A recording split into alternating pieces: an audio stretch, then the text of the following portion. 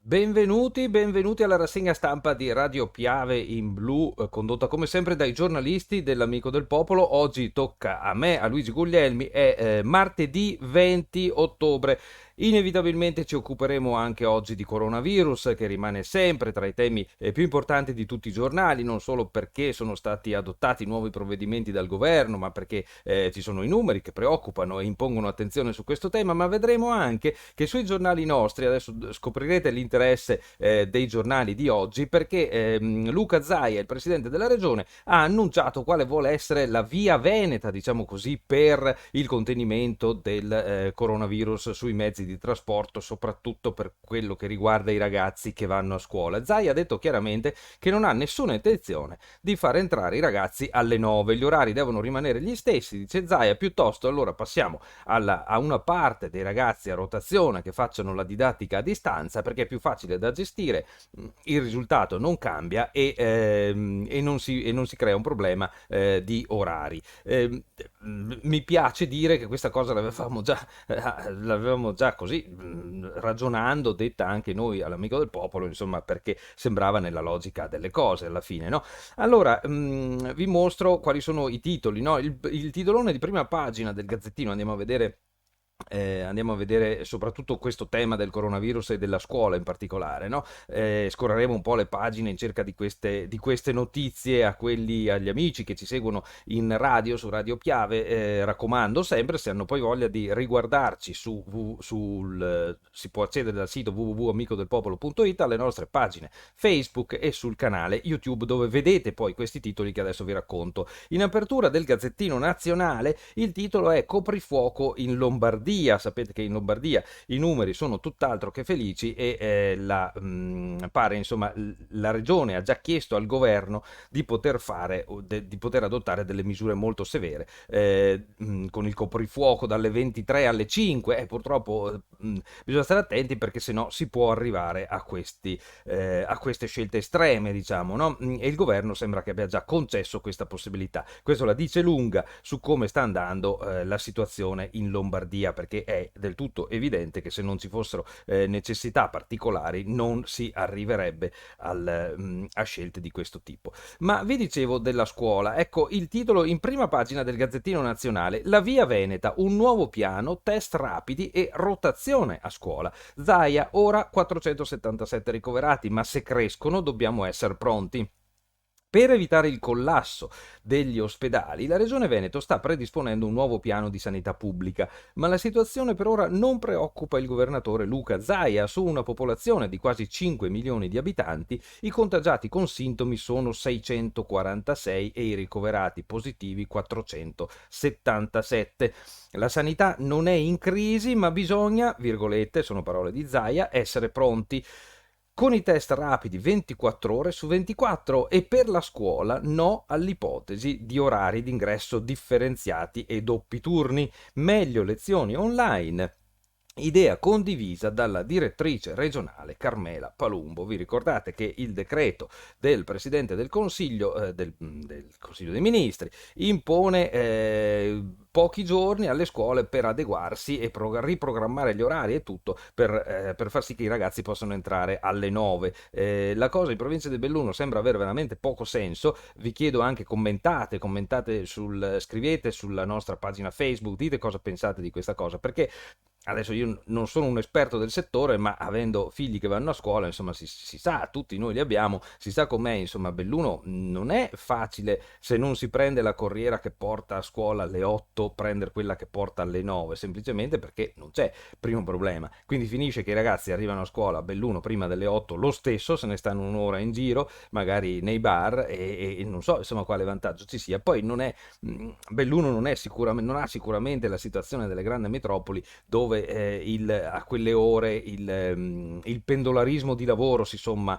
agli studenti. In quelle ore gli autobus sono soprattutto pieni di studenti, cioè quel problema di differenziazione dell'utenza che altrove c'è, qui non mi sembra che sia così evidente. Quindi insomma stiamo a vedere cosa si inventa la regione, perché mi sembra che si stia arrivando, si stiano portando avanti dei ragionamenti interessanti. Allora andiamo avanti con le pagine in cerca non tanto delle notizie generali qua sul Gazzettino, ma mi interessa soprattutto mostrarvi questo discorso della scuola, e troviamo a pagina 4 in taglio basso, adesso vedo se riesco a mostrarvelo, eccolo qui. Vedete il titolo che si riferisce alla dirigente regionale Palumbo, che dice, virgolette, in Veneto in classe alla stessa ora e niente doppi turni. Andiamo a vedere che cosa dice, perché insomma quante famiglie sono interessate da queste scelte, no? Anche nostre, bellunesi. Nessun doppio turno o ingresso in classe differenziato, almeno per ora. Non ci sarà automatismo nell'applicazione delle norme decise dal governo. Le scuole non dovranno muoversi in ordine sparso, quindi nell'immediato non cambierà nulla, dice l'articolo, e i ragazzi continueranno a frequentare le lezioni secondo quanto programmato dalla scuola. Tutto questo è virgolettato. All'indomani del DPCM, che nell'ambito delle norme per contenere il contagio da coronavirus prevede interventi sull'orario delle lezioni alle superiori, la direttrice dell'ufficio scolastico del Veneto, Carmela Palumbo, spiega che le indicazioni emanate dal governo, malgrado siano applicabili già da domani, non sono immediatamente attuative. Tutto è sempre subordinato ad una valutazione sanitaria, dice. Se infatti viene evidenziata una criticità che richiede interventi mirati, si attiva un tavolo di concertazione con la regione che deciderà quali interventi intraprendere. Insomma, se da noi riusciamo a contenere il contagio e a non mettere in crisi gli ospedali, continuiamo ad avere la possibilità di andare avanti come adesso. Insomma, questo sta dicendo la dirigente regionale. Malgrado non desideri anticipare le soluzioni da attuare, dice ancora l'articolo, qualora bisognasse mettere mano alle scuole, si dice in linea con il presidente della regione Luca Zaia nel vedere poco percorribili in Veneto l'applicazione dei doppi turni pomeridiani e degli ingressi in classe posticipati alle 9. Meglio optare, dice la dirigente, per le lezioni online a rotazione dei ragazzi delle ultime classi delle superiori, evitando chi frequenta l'ultimo anno, quindi questi dovrebbero continuare ad andare a scuola in presenza, e quindi dovranno affrontare l'esame di maturità. Quindi, come ha ribadito ieri Zaia, lasciare tutto così com'è, decidendo di far stare a casa una parte di studenti, mantenendo sempre l'insegnamento in classe. In questo modo non si creerebbero problemi alle famiglie, anche perché, sostiene il governatore, ci rivolgiamo a 17enni e 18enni che sono autosufficienti, ed estremizzando l'approccio, virgolette, si potrebbe arrivare, secondo una proiezione, a 200.000 ragazzi a casa. Quindi vedete che la regione ha già fatto i conti, si potrebbe pensare senza traumi a tenere a casa 200.000 ragazzi in Veneto, praticamente maggiorenni o quasi maggiorenni, che non creerebbero problemi alle famiglie, però li toglieremmo dal traffico del pendolarismo. Non è privo di senso questo ragionamento. Mi sembra che la regione, ancora una volta la regione del Veneto, con i piedi per terra, stia individuando la soluzione più ragionevole, bisogna dire la verità.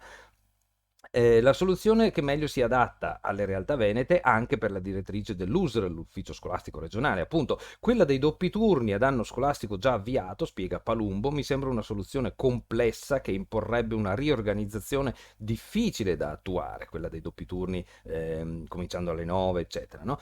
Tarata sulle grandi città come Milano e Roma. Invece l'opzione di far entrare i ragazzi delle superiori, tarata sulle grandi città come Milano e Roma, invece l'opzione di far entrare i ragazzi nelle superiori, delle superiori alle 9, è quello che vi dicevo prima. In quelle città c'è l'alternativa, si può avere il treno, la metro magari all'ora dopo, ma qui da noi non c'è, e non c'è il problema della sovrapposizione tra pendolarismo di lavoratori e pendolarismo di studenti. Dunque, quello che si raccomanda, qui adesso sto finendo l'articolo, parla appunto della possibilità nelle grandi città di muoversi con metropolitane, tram, l'ingresso differito è attuabile, dice la Palumbo, perché dispongono di collegamenti pubblici in ogni orario, prosegue, non in Veneto, dove si andrebbero a penalizzare i ragazzi che dalla provincia devono ad esempio raggiungere il capoluogo e talvolta hanno mezzi solamente in determinati orari, si rischia di costringerli a prendere il solito pullman o treno per poi sostare davanti al cancello della scuola in attesa di poter entrare. Quindi si fa, come si dice da noi, pedo il taccone del bus, insomma, cioè peggio il taccone, peggio la toppa del buco. E questa è una cosa che va detta. Scelte ad hoc, quindi ogni territorio dovrà adottare la soluzione che più si addice alle proprie caratteristiche. Le decisioni comunque non spetteranno alla singola scuola, ribadisce Palumbo. A monte c'è una valutazione sanitaria legata al territorio. Nelle scuole veneto abbiamo un sistema raffinato di controllo dei contagi con l'interfaccia tra i referenti Covid di ogni singolo plesso e le aziende sanitarie. Questo ci permette di avere la situazione sotto controllo e di affermare che all'interno delle scuole non c'è rischio per i ragazzi e per il personale scolastico. Allora, adesso che vi ho letto questo articolo, possiamo andare veloci sulle pagine del Gazzettino. Siamo sul Nazionale, leggiamo i titoli. Zaia nel nuovo piano, test rapidi 24 ore su 24 e interventi graduali. A Belluno il test lo si può fare tutte le mattine in località Sagrogna, praticamente lungo lo stradone della strada provinciale 1, tra Belluno e Ponte nelle Alpi, e tutte le mattine c'è una coda infinita. Evidentemente la popolazione è responsabile e il test è riservato agli operatori della scuola e chi rientra dall'estero, ragazzi, insegnanti e chi rientra dall'estero. Questa è la possibilità di accedere al gazebo, a queste persone è riservata la possibilità di accedere al gazebo tutte le mattine in via Meassa a Levego Sagrogna. Però se si spalmasse sull'orario H24, come dice Zaia, la possibilità di accedere ai test sicuramente sarebbe gradito, perché a Levego e Sagrogna si creano delle code infinite anche che arrivano perfino sulla strada provinciale. Però è un buon segno, perché è uno strumento dato alla gente per dire: ma oggi ho un po' di raffreddore, ho un po' di mal di gola, un po' di tosse, non avrò mica il coronavirus, posso andare a scuola o non posso andare a scuola? Si va a fare il test, ti dicono nel giro di poco tempo se sei positivo o negativo, e il mondo può continuare in modo normale. È molto molto importante. Zaia nel nuovo piano, test rapidi 24 ore su 24, interventi graduali. Il presidente: siamo in allerta, va evitato il collasso degli ospedali. Misure più restrittive, il governo lo dica alle regioni e poi decidiamo. Questo il titolo di pagina 6. Andiamo avanti, salto tutte le notizie che le scorro. Se ci seguite online vedete quali sono i temi di oggi sostanzialmente, ma arrivo alla pagina di Belluno e andiamo ad inseguire ancora le notizie sul coronavirus, poi vediamo il resto, così rimaniamo un po' coerenti. Vedete che oggi il Gazzettino cambia totalmente tono su Sappada, perché ieri e anche l'altro ieri sui social l'aveva dipinta come Sappada zona rossa. Ecco, in realtà oggi il titolo è questo: Sappada non si arrende al virus, parcheggi vuoti, strade deserte, pochi turisti, ma il paese reagisce alla zona rossa. E si insiste con questo tema che non è vero che è zona rossa Sappada, non è zona rossa Sappada. Il Gazzettino qui sbaglia nettamente. Zona rossa era Vo, dove non si poteva entrare, non si poteva uscire, tutto era bloccato. A Sappada non è assolutamente così, sono state prese delle misure, l'abbiamo scritto sull'Amico del Popolo anche tempestivamente, se andate a vedere l'articolo le ritrovate, www.amicodelpopolo.it. Sono stati chiusi i bar, nei negozi si può andare ma solo uno per famiglia, sono sospese le attività sportive, sono sospese la possibilità di alloggiare turisti, salvo quelli che stanno finendo il periodo di come si dice, di soggiorno a Sappada. Quindi non è zona rossa Sappada. Sappada tra l'altro ha 25 positivi e Cortina l'altro giorno il sindaco ne annunciava più di 100. Voglio dire, quella di Sappada è una situazione sicuramente più sotto controllo, che il comune, spinto anche dalla regione, vuole cercare di risolvere in modo da poter tra poco, tra un paio di settimane probabilmente, aprire tutto di nuovo, avendo portato a zero i contagi. Quindi il titolo giusto di oggi è proprio questo: Sappada non si arrende al virus. Quella di Sappada non è un'emergenza, è una scelta tattica strategica per poter essere tra poco, quando ricomincia lo sci, liberi dal contagio. Speriamo che basti per rinascere, dice qualcuno. Una decisione esagerata, forse imposta dalla regione, dicono altri. Il sindaco: lo abbiamo fatto anche per salvare la regione. E qui credo stia la verità, no? Sappada prova a resistere resistere alla chiusura totale, ma intanto si interroga sull'effettiva utilità del provvedimento, dice il lancio. Per evitare di trovarci in piena stagione a dover gestire situazioni di emergenza, per poter fare i tamponi a larga scala, per capire realmente lo stato della nostra comunità, cosa che richiede di limitare il più possibile i contatti. Sappada non ha tantissima popolazione, si è visto che si potrebbe fare il tampone a tutti, così tagliamo la testa al toro, vediamo chi sono i positivi, li isoliamo, li curiamo e Sappada si riporta a zero. Credo che tra poco... Lo spero, me lo auguro ai sappadini, penso però ragionevolmente che Sappada tra poco potrà dire basta, noi siamo liberi, siamo fuori e questo sarà una notizia spendibile anche dal punto di vista turistico ed economico, no? Dunque tutte queste cose il Gazzettino le prende dalla pagina Facebook del sindaco, del primo cittadino di Sappada, Manuel Pillerhofer. In paese parcheggi vuoti, strade deserte, 2 turisti a passeggio parlano di misure forse eccessive, ma non hanno dubbi, si adegueranno alle disposizioni. Eicher Clare approfondisce a pagina 11, intanto c'è un trafiletto sul bilancio, altri 2 morti, la casa di riposo riapre l'ala Covid, 2 vittime in 24 ore, 60 nuovi contagiati, sono i numeri dell'epidemia che non rallenta. Ieri intanto ha anche annunciato la riapertura del reparto per raccogliere gli ospiti contagiati della casa di riposo di Cavarzano, che ha moltissima gente, e l'altra volta nella prima ondata se l'è cavata benissimo. Massaro rassicura i commercianti, niente coprifuoco in questa prima del Gazzettino. Cortina, sciovia a rischio, gli impiantisti chiedono certezze, la rabbia del calcio, fotona della prima pagina, così moriamo. Il selfie dell'Auronzo, il decreto di Conte, taggato dall'Auronzo nell'ultima foto, la foto qui sopra, dice il Gazzettino, ha portato all'annullamento delle partite di terza categoria fino al 13 novembre, intanto il presidente della FIGC provinciale reagisce con rabbia, così moriamo. Appello a Dolomiti Bus, servono più corriere e si parla di trasporto scolastico. L'ULS, tracciare diventa sempre più difficile. Eccolo qua il problema. Sapete che ieri la Lombardia ha praticamente dichiarato bandiera bianca, ha detto non riusciamo più a tracciare, bisogna che la gente cominci a stare a casa sulla propria responsabilità. Tracciare cosa vuol dire? Vuol dire che per ogni positivo che scopri si va in cerca dei possibili contatti e di scoprire le altre persone che possono essere state contagiate proprio perché in contatto con il positivo, e questo richiede di andare a indagare almeno una ventina di persone per ogni contagiato, 15, 20, 25 persone per ogni persona contagiata positiva. Capite che lo sforzo è enorme, lo si può fare con anche il volontariato che aiuta, nel Veneto lo ha fatto, però stiamo parlando comunque di numeri enormi quando cominci ad avere migliaia di contagiati al giorno, e questo diventa sempre più difficile, quindi si perde il controllo sulla catena di trasmissione del virus, si perde il controllo sulle dinamiche di contagio e quindi diventa tutto più complicato. Tracciare diventa sempre più difficile, dice la nostra ULS. Abbiamo la forza solo per fronteggiare 60 nuovi positivi al giorno. Eccolo qua il numero, questo è molto interessante. L'ULS dice noi fino a 60 positivi al giorno riusciamo a tracciarli, di più non ci riusciamo. Rivelano fonti interne all'ULS. Il tracciamento dei contatti dei positivi è una parte fondamentale, dice il Gazzettino, del servizio sanitario. In questa fase la procedura permette di tenere aperte le attività, garantendo a chi è entrato in contatto con un positivo di mettersi nelle condizioni di non contagiare altre persone. Il meccanismo però è in sofferenza.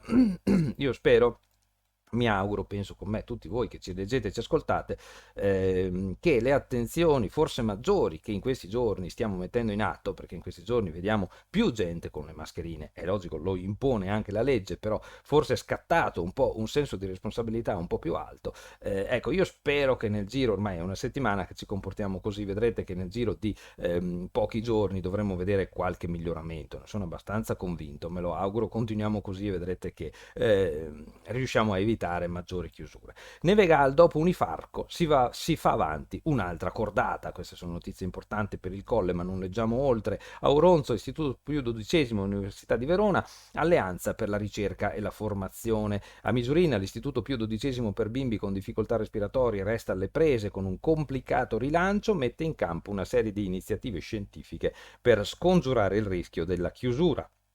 Nel frattempo è stata nominata la nuova direttrice sanitaria, la pneumologa Annalisa Cogo. Dunque, vi dicevo, andiamo a vedere I titoli sul coronavirus, Sappada deserta, speriamo basti. Ieri ci sono stati 2 decessi in casa di riposo a Cavazzano, riapre il reparto, l'abbiamo visto, dei contagiati. Sospiro di sollievo tra i baristi, a tremare ora sono le palestre, vado via veloce. Scuola e trasporti, tutto da rifare. Dopo l'annuncio del Presidente del Consiglio che ha imposto orari di ingresso differenziati, si complicano le cose in provincia. Il dirigente scolastico invoca un tavolo con Dolomiti Bus, l'azienda risponde: avviamo il confronto prima possibile. In realtà abbiamo capito che probabilmente le notizie che arrivano da Venezia superano già questo allarme di cui si riporta a pagina 5 del Gazzettino, perché probabilmente non ci sarà proprio niente da rifare, nel senso che se il Veneto sceglie questa strada di semmai di accedere alla didattica a distanza, vedrete che non c'è niente di nuovo, non ci sarà niente di nuovo. Ancora sul Nevegal, ma è il titolo che abbiamo letto prima. Andando avanti, volevo farvi vedere a pagina, dov'è qui? Pagina su Cortina, eccolo qui, pagina 13, qui volevo arrivare. Sciovia, rischio contagio, cannoni accesi, decidano, questo è il virgolettato, il presidente degli impiantisti Zardini chiede norme certe in tempi stretti, l'ipotesi della studiosa Viola potrebbe vanificare l'impegno degli operatori, tamponi Covid in auto al drive-in dell'Olimpico, l'Ulsuno Dolomiti di Belluno eseguirà anche a Cortina tamponi per la verifica del contagio Covid-19, pure in questo caso si opererà con la modalità del drive-in, ovvero in passaggio rapido in auto davanti ad una postazione sanitaria. Ci sono tutte le notizie, la firma è MDIB, cioè Marco Di Bona, sul Gazzettino di Belluno saprete come funziona il punto tamponi di Cortina d'Ampezzo. E poi si arriva allo sport, ma io vorrei farvi vedere almeno cosa c'è, un po' di corsa, insomma, per il tempo che ci resta, sul Corriere delle Alpi. Eccolo qui, vedete che il titolone del Corriere è piuttosto drammatico, perché ci riporta alla situazione delle case di riposo, 3 case di riposo in ginocchio. Personalmente tengo molto a questa attenzione che sui nostri giornali non sempre, magari, ma tra la gente non sempre si rileva. Attenzione al problema delle case di riposo dove ci sono i nostri vecchi, insomma, e l'idea che possano trovarsi in stato di malattia, in sofferenza, in maggiore isolamento di quanto non sia già quello delle case di riposo, insomma, magari finiscono in ospedale, finiscono i loro giorni su un letto di ospedale senza poter salutare i parenti, insomma è una cosa di una tristezza infinita. Cioè sapere che il coronavirus colpisce in massima parte gli anziani e le persone indebolite e in massima parte gli anziani delle case di riposo non è una consolazione, è un dramma, cioè è una cosa veramente struggente e dobbiamo anche per loro, anche per i nostri vecchi che sono poi più colpiti alla fine, cercare di avere tutte le precauzioni possibili, mi raccomando.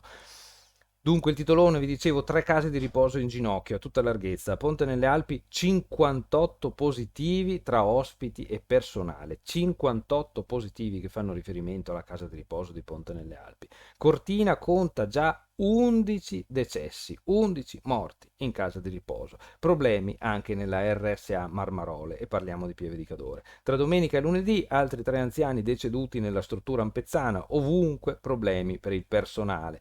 Approfondisce Paola Dallanese. Ciao Paola, a pagina 10 del Corriere delle Alpi. La foto riguarda una partita di calcio, sport si fermano i tornei provinciali, calcio si gioca fino in seconda categoria, San Vito di Cadore, 2 contagiati, il municipio è da sanificare e resta chiuso. Zaia, la scuola con orari sfalsati, non si gestisce, meglio online. Questa è la sintesi che ne fa il Corriere delle Alpi, molto buona, molto efficace. Zampieri, l'intervista al premio San Martino, l'amico Giorgio Zampieri, vi racconto il volontariato bellunese.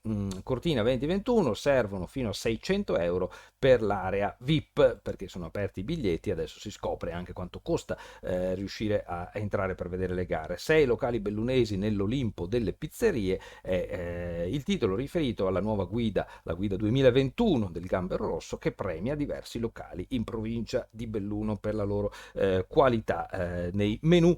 Dunque, velocemente i titoli, questo nazionale. Viminale, terapia intensiva in allarme Lombardia verso il coprifuoco, Crisanti, giusto stop alla movida per salvare la scuola e il lavoro. Il virologo padovano, il messaggio è chiaro, limitare al massimo i contatti sociali e per il futuro un nuovo lockdown è improbabile, dice Crisanti, ma potrebbero servire nuove misure, come al solito, insomma, un'analisi lucida e non assolutamente non terroristica, insomma, cioè, dobbiamo avere un po' di buonsenso ed eviteremo situazioni più gravi.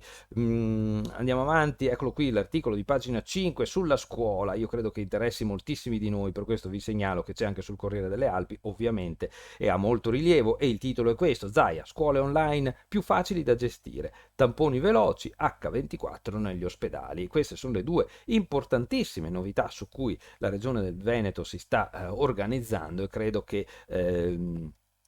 credo che per molte persone, anche in provincia di Belluno, queste che vi sto leggendo adesso siano veramente delle buone notizie. Quindi, insomma, speriamo che si vada in questa direzione se la situazione si aggraverà, se no si può continuare così come adesso. Gli ingressi con gli orari sfalsati? Zai ancora risponde: difficili da organizzare, il governo informi le regioni per decidere le zone rosse. Andiamo avanti, veloci. Insomma, non vi avevo detto dei ricoveri. No, avevamo detto, no, che sono 494 nel Veneto con 50 malati in terapia intensiva, è tanto. Il rebus dello sport: ci si può allenare ma senza l'obiettivo di disputare gare, il calcio va in guerra per i settori giovanili, così ghettizziamo le nostre province. Andiamo avanti per raggiungere le notizie più bellunesi come questa. Purtroppo è emergenza nelle case di riposo a Ponte, 58 positivi, 11 morti a Cortina. Vi dicevo, l'approfondimento è a pagina 10 sul Corriere delle Alpi se volete saperne di più. Due dipendenti contagiati, chiuso il municipio di San Vito, a pagina 11. Visite ancora sospese in case di riposo, ma gli esami sono ok. Si parla di Sedico, quindi a Sedico la situazione in casa di riposo va bene. Chiusure mirate, i sindaci dicono no, senza personale è irrealizzabile. L'Ascom, il nuovo decreto, penalizzati i bar più piccoli, l'entrata posticipata alle superiori, difficile da attuare e non risolve nulla. Quindi bene che si stia ribadendo che questa cosa dell'ingresso alle 9 è una cosa che non sta in piedi e non si riesce a mettere in pratica, perlomeno qui in provincia di Belluno e nel Veneto. Allora, se non si mette neanche nel Veneto, probabilmente riusciremo a portare a casa qualcosa anche noi. Poi ci sono gli altri titoli sempre di carattere generale, per arrivare a pagina 19, eccola qui, con la fotografia di Giorgio Zampieri, premio San Martino 2020, e l'intervista del Corriere delle Alpi che titola così: il San Martino 2020 all'anima del volontariato, candidato per scherzo ma sono molto onorato. Va tutta la pagina per l'intervista a Giorgio Zampieri. Andiamo avanti, i 6 locali nell'Olimpo della pizza, la più buona d'Italia è quella di Lovatel, il titolare della pizzeria da Ezio, premiato per la sua rivoluzione vegetale, per lui 3 spicchi, sinonimo di eccellenza. Bene, se siete appassionati del buon cibo, dei buoni piatti, insomma, l'articolo di pagina 21 soddisferà le vostre, vi farà venire la collina in bocca, ecco, mettiamola così. Un geyser in Col di Roanza, ieri si è rotto l'acquedotto che alla presa su in alta quota vicino al Rifugio Settimo sotto la Schiara, e che è così alto, così in alto, per poter, per principio dei vasi comunicanti, rifornire d'acqua il Nevegale. Infatti il Nevegale è rimasto quasi totalmente a secco di acqua ieri per via di questa rottura che ha provocato un geyser alto 20 metri in Col di Roanza. Riparazione in emergenza nel weekend da parte dei tecnici di BIM GSP. Si era rotta la condotta che alimenta il Nevegal, è stata subito sistemata. Vi ho detto ieri, non era ieri, era qualche giorno prima. Comunque è stata sistemata nei giorni scorsi. Artigiani, il settore alimentare ha 3 nuovi capi squadra. Si può trovare la notizia a pagina 23 del Corriere delle Alpi. Feltre, bimbi di nuovo in aula alla materna di Vignui, ma non parliamo di Covid, parliamo di chiusura dell'intervento di ristrutturazione di messa in efficienza energetica. In primavera saranno fatte delle riparazioni al tetto e al cortile esterno. Una notizia poi sulla panoramica di Feltre, strada molto delicata che sta subendo degli importanti interventi di risanamento. Tumori, più interventi per salvare le donne al Santa Maria del Prato, operazioni aumentate per recuperare lo stop del lockdown, diagnosi più efficaci con la mammografia potenziata. Posata la prima pietra della palestra di Sorriva. Intanto il tempo mi corre via e quindi devo senz'altro chiudere qui con questa rassegna stampa. Vi lascio, ecco, vabbè, ci salutiamo su questa notizia, insomma, di una produzione del TIB Teatro Belluno che è stata scelta per un importantissimo festival di teatro per i ragazzi che si svolge a Padova, e TIB quindi sarà impegnato nel prossimo fine settimana con questa rappresentazione. Io vorrei lasciarvi con un sorriso, vedrete che le cose miglioreranno se continuiamo così ed eviteremo tanti problemi, quindi insomma bene, prudenza, andiamo avanti e buona giornata a tutti, mi raccomando, siamo anche sereni. Ciao ciao!